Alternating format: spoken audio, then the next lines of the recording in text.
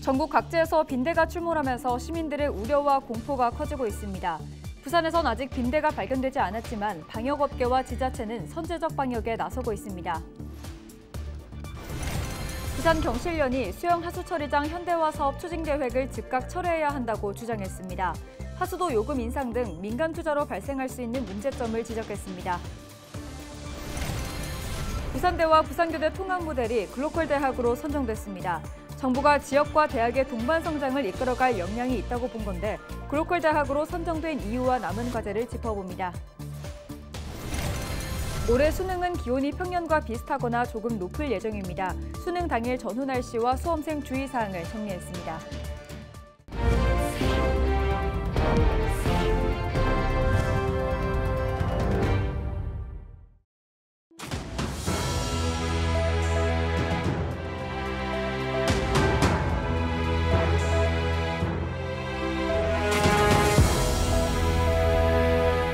시청자 여러분 안녕하십니까? 헬로티비 부산 뉴스입니다. 전국 각지에서 빈대가 출몰하면서 시민들의 우려와 공포가 커지고 있습니다. 부산에서는 아직 빈대가 발견되지 않았지만 관광객이 주로 이용하는 숙박업소나 다수 시민이 함께 사용하는 목욕탕, 사우나 등은 초긴장 상태인데요. 업계와 지자체는 선제적인 방역에 안간힘을 쓰고 있습니다. 보도에 안수민 기자입니다. 부산의 한 목욕장 업소입니다. 방역복을 입고 마스크를 쓴 방역업체 직원들이 탈의실로 들어갑니다. 개인 사물함 밖은 물론 안까지 꼼꼼히 살피며 구석구석 소독을 진행합니다. 전국적인 빈대 확산 공포 속에 방역 수위를 높여 예방 조치를 취하는 겁니다. 숙박업소도 비상입니다. 객실마다 빈대 출몰 여부를 확인하고 매트리스 아래까지 일일이 들춰보며 소독약을 뿌립니다. 지금 빈대 같은 경우는 일일이 살균이라든지 고온이라든지 저온이라서 둘 중에 하나의 방법으로. 코로나가 해소되고 나서 우리 관광 부산시에 엑스포 2030 개최 후보지로서 요즘 들어서 국내외 관광객들이 우리 부산을 많이 찾고 있어요.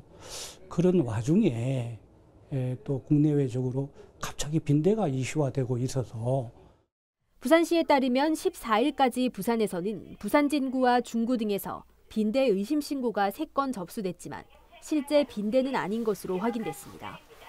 하지만 시민들의 불안감이 확산하고 있는 상황에서 시는 선제적인 집중 방역 조치를 취하기로 했습니다. 특히 불특정 다수가 이용하는 숙박업소 2,016곳과 목욕장업소 708곳에 대한 방역을 강화합니다. 부산시와 각 구군, 숙박업, 목욕장업협회는 자율점검단을 꾸려 연말까지 1, 2차에 걸친 위생점검을 진행합니다. 업체별로 꾸준한 관리를 할 수 있도록 빈대 정보집과 빈대 체크리스트를 배포했습니다. 이제 체크리스트는 매일 이제 손님들이 들어갔다가 특히 대실 같은 경우에도 손님이 왔다 가셨을 때는 특히 매트리스나 이런 거는 철저하게 소독할 수 있고 교체할 수 있게 체크리스트를 준비했으니까. 코레일 부산 경남본부는 철도를 통한 빈대 확산을 막기 위해 긴급 방역 대책본부를 설치하고 각 철도 차량에 대한 집중 방역을 시행하고 있습니다. 또 부산역과 구포역에 스팀 살균기를 설치하는 등 빈대 확산 저지에 나섰습니다. 부산교통공사도 도시철도 전동차 내부의 빈대 서식 유무 조사에 나서는 한편 좌석에 대해 월 4회 진공 흡착 청소를 진행하는 등 대응해 나갈 계획입니다. 헬로티비 뉴스 안수민입니다. 지난달 부산시가 사업비 부담을 이유로 수영 하수 처리 시설 현대화 사업을 민영화로 추진하겠다고 밝힌 이후 반발이 이어지고 있습니다. 시민사회단체는 요금 폭탄을 우려하는 건 물론 제대로 된 공론화 과정 없이 민영화를 추진한다며 민간 사업 방식의 철회를 요구했습니다. 보도에 김한식 기자입니다. 민간 자본을 투자해 시설 현대화 방안이 추진되고 있는 수영 하수 처리장입니다. 전체 면적 15만 5천 제곱미터 규모로 하루 45만여 톤의 하수를 처리하고 있습니다. 부산시는 전체 시설을 지하화하는 등 현대화 사업에 전체 5,700억 원이 필요하다는 주장입니다. 시는 천문학적인 액수를 감당할 수 없어 손익공유형 민간 투자 사업으로 추진하겠다고 밝혔습니다. 손익공유형이란 민간이 투자해 수익이 발생하면 서로 나누고 손해가 나면 지자체와 민간이 떠안는 방식입니다. 이에 대해 시민사회 단체는 부산시의 주장을 정면으로 반박하고 나섰습니다. 수영하수처리장은 지난 1988년 최초 건립 이후 1998년과 2012년 두 차례에 걸쳐 현대화 사업이 추진됐습니다. 투입된 예산만 2,200억 원. 이미 수천억 원이 투입됐는데 또다시 현대화한다는 건 납득하기 어렵다는 겁니다. 1단계 비계량된 고시설만 재정으로 현대 사업을 하면 될 텐데 5,700억을 들여서 이것도 시민들한테 부담을 주는 민영화를 하는지 저는 도저히 납득할 수가 없습니다. 수영하수처리장은 지난 2019년 전국 공공하수처리 시설 노후화 실태 평가 대상에 선정돼 올해 말까지 용역이 진행 중입니다. 그런데 관련 용역이 끝나기도 전에 민간 투자 방식을 발표한 겁니다. 이 때문에 민영화 이후에도 과도한 요금 인상은 없다는 부산시의 해명에 신빙성이 떨어진다는 주장입니다. 민간 사업자의 어떤 수익 보장을 위해서 하수도 요금이 인상될 수밖에 없기 때문에 서민들에게도 실질적으로 부담이 갈 수밖에 없다라고 말씀을 좀 드리고 싶고요. 기본적인 데이터라든가 자료들이 충실해서 결정된 것 같지는 않습니다. 부산환경공단 노동조합은 민영화 이후 하수처리 비용이 현재보다 최소 20% 이상 오를 것으로 보고 있습니다. 헬로티비 뉴스 김한식입니다.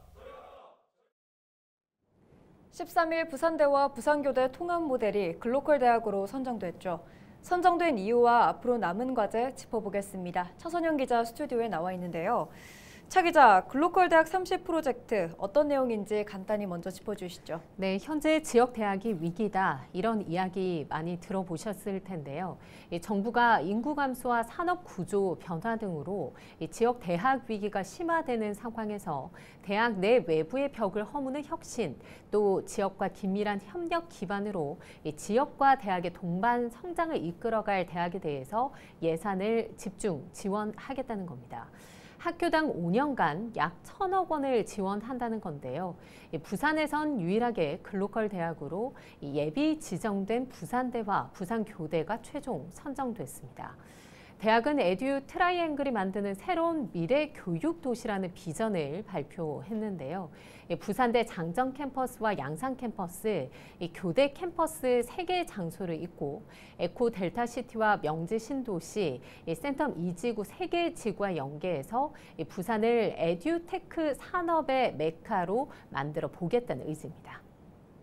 현 부산교대 캠퍼스에 교육특화 캠퍼스를 구축하고 양산 캠퍼스에는 의생명 특화 캠퍼스를 구축하며 산학 연계 사업과 대학 교육 혁신에 투입하겠습니다. 그런데 글로컬 대학에 선정된 학교는 10개인데 최종 선정된 대학을 보는 시선이 곱지만은 않은 것 같습니다. 네, 글로컬 대학으로 최종 선정된 대학의 이 실행 계획서에는 이 대학의 통합을 약속하거나 이 구조 조정 추진 계획이 포함됐기 때문입니다. 글로컬 대학 추진이 대학 구조 조정의 신호탄이 아니냐는 목소리가 나오는 이유입니다. 글로컬 사업이 구조조정 사업은 아니었고요. 구조조정과 관련돼서 이미 교육부에서 지난 9월 달에 대학 설립 운영 규정 개정안을 하면서도 대학 통폐합할 때 입학 정원 감축에 대한 걸 다 폐지했거든요. 네, 또 사립대의 경우는 이번 1차 글로컬 대학의 이 본 지정에 대다수 빠져서 이 지역 국립대 밀어주기라는 비판의 시선도 있습니다. 약세보다는 그 우수성에 대한 어떤 그 차이가 아닌가 싶고요. 네, 부산의 경우 전국 최초 4년제 종합대학과 이 교육대학의 통합 모델이 좋은 평가를 받아서 이 글로컬 대학으로 선정된 건데요. 부산대와 통합을 반대하는 부산교대 내부 갈등이 봉합되지 않은 상황이고 제주대와 제주교대 통합이 이미 실패한 모델이라는 지적도 나오고 있습니다. 단순히 이렇게 대학을 통합하는 부분이 아니고 에듀테크를 기반으로 해가지고 정말 디지털 역량을 확실히 키워드리는 쪽으로 그렇게 좀 구체적이고 상당히 특화된 계획을 가지고 계셨습니다. 네, 종합대와 교대 통합, 이게 새로운 혁신 모델로 보고 있는데요. 부산시에서는 어떤 기대를 하고 있나요? 네, 지역 대학뿐 아니라 인구 감소로 소멸 위기를 맞은 부산은 이 발등에 불이 떨어진 상황입니다. 현재 부산시는 전국 유일하게 이 지산학 협력 전담팀을 운영하고 있는데요. 글로컬 대학을 중심으로 부산이 새로운 산업으로 재편할 수 있는 좋은 기회로 보고 있습니다.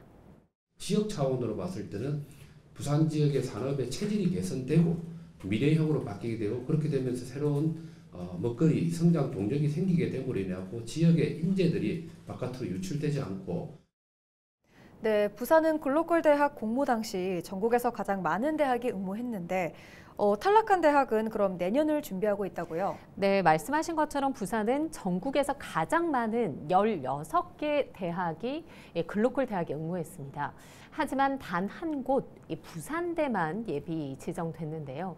일부 지방 사립대는 이 정원 채우기조차 어려워서 고사 위기인 상황인데 교육부는 매년 10개 내외의 대학을 앞으로 3년간 글로컬 대학으로 지정해서 예산에 집중 지원할 예정입니다. 내년에 선정되기 위해서 이 다른 사립대들은 본격 준비에 들어간 모습인데요. 부산시 역시 최소 3개 이상의 지역대학이 글로컬 대학으로 지정될 수 있도록 대학과 긴밀하게 협력할 계획을 밝혔는데요. 이 지역과 지역대학의 새로운 활력을 불어넣을 글로컬 대학이 실제 지역에는 어떤 영향을 미칠지는 아직은 미지수입니다. 네, 여기까지 듣겠습니다. 차선영 기자 수고하셨습니다.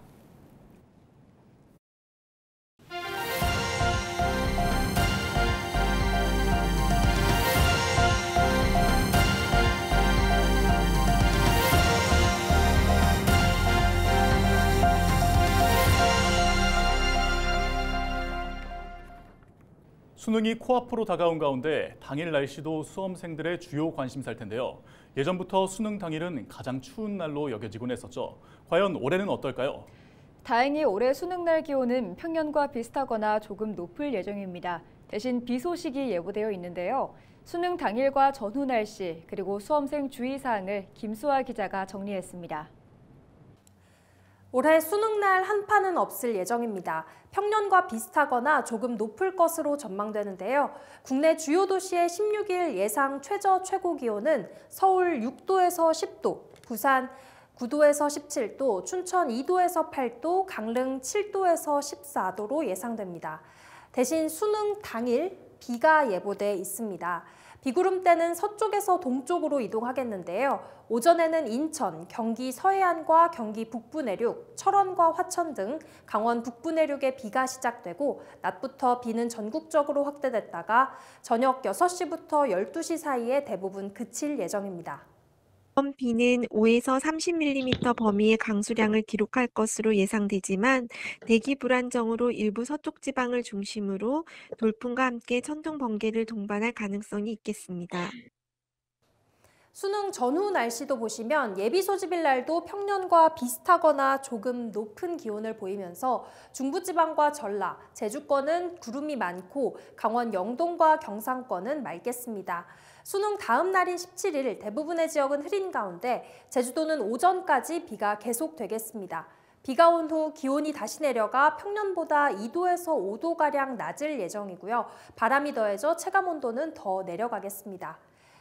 마지막으로 수능 당일 수험생 주의사항입니다. 먼저 수능 준비물을 꼼꼼하게 챙겨야겠죠. 수험표와 신분증은 필수고요. 특히 시계는 반드시 전자가 아닌 아날로그 시계를 준비해야 합니다. 또 오전 8시 10분까지 입실 후 대기해야 하고 감독관에게 제출해도 되지만 혹시 모를 사고에 대비해 스마트폰과 같은 모든 전자기기는 집에 두고 오는 것이 좋겠습니다. 마지막으로 답안지에는 검은색 컴퓨터용 사인펜만 가능하다는 점 기억하시고요. 열심히 준비한 모든 수험생에게 좋은 결과가 있길 진심으로 응원하겠습니다. 헬로티비 뉴스 김수아입니다. 부산교육청 정책소통 홍보대사로 방송인 하하가 위촉됐습니다. 교육청은 14일 오전 하하의 홍보대사 위촉식을 열었습니다. 하윤수 부산시 교육감은 위촉식에서 방송인 하하가 친근한 이미지로 사랑을 받는 만큼 교육 정책에 대한 공감대 형성을 위한 적임자라고 언급했습니다. 새 아이의 아빠로서 또 책임감 있게 함께 저도 배워가면서 많이 배워가면서 우리 부산을 또 통해서 우리나라까지 또 큰 비전이 있는 역할을 좀 한번 열심히 부족하지만 한번 해보도록 하겠습니다.